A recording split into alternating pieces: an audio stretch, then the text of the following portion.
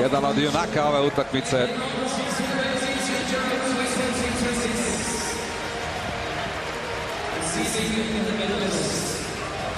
Ozlijeđeni Zvonimir Srra, koji nije mogao završiti turnir Glavašev gola s krila za kolektivno olakšanje nacije. Verona Činović odigrao utakmicu za treće mjesto, fenomenalno, jedan od najboljih. Marko Mamić, neopjevani junak koji gine u obrani. Mateo Maraš, Šušnja, tu su kapetan Martinović sa šalom Zadra, Luka Lovre-Klarica, pa onda vratar Matej Mandić, Josip Šimić, pa Zlatko Raužan, debitant, budućnost hrvatskog rukometa, Dominik Kuzmanović koji nije mogao danas braniti i pokosila ga je viroza, nije spavao prošlu noć. Sigurdsson rekao ne, ako nisi spreman 100% branit će Slavić i ispalo je dobro za nas još jednom. Naš stručni stožer, Sigurdsson, Ivica Maraš, Ivica Udovičić i tako dalje.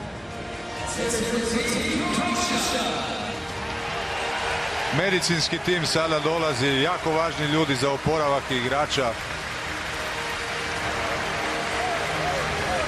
Ono što ljudi ne znaju, to je strahovita utrka s vremenom kad se dođe nakon utakmice u hotel, da se što prije organizira oporavak igrača. Borba je, jer mi igramo u režimu svaki drugi dan, a ovi napori koji oni trpe zahtijevaju jedan duži oporavak, minimalno 72-3 sata da se oporave. Mi to nikada nemamo taj luksuz kao što imaju neki drugi sportovi, kao što je nogomet, kao što je ragbi, kao što je hokej.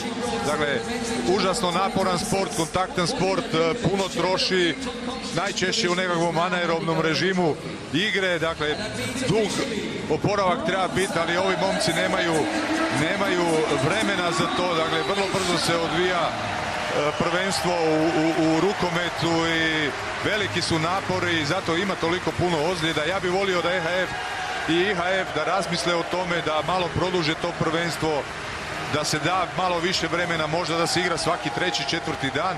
To bi bilo optimalno za igrače. Evo tog trenutka. Treće mjesto za Hrvatsku i ovaj trofej podignut od kapetana Ivana Martinovića.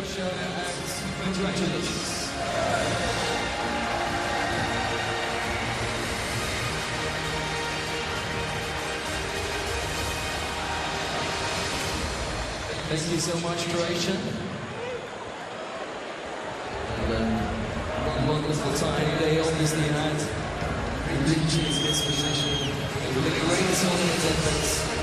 An amazing support from... Još jednom čestitke za Hrvatsku, za sve one koji su dali taj golemi doprinos, ne samo igrači nego i stručni stožer na čelu sa Dagorom Sigurdsonom, Denisom Špoljarićem, Valter Matošević, trener vratara i tako dalje.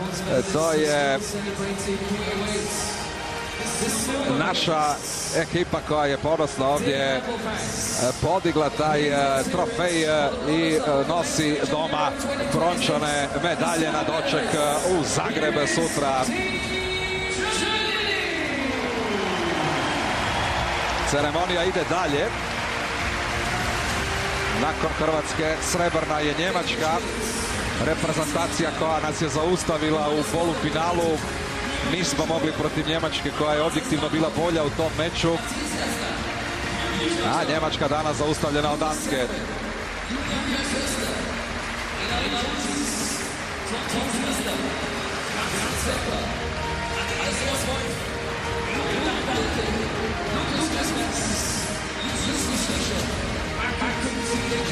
Njemačka koja ima zadnji europski naslov.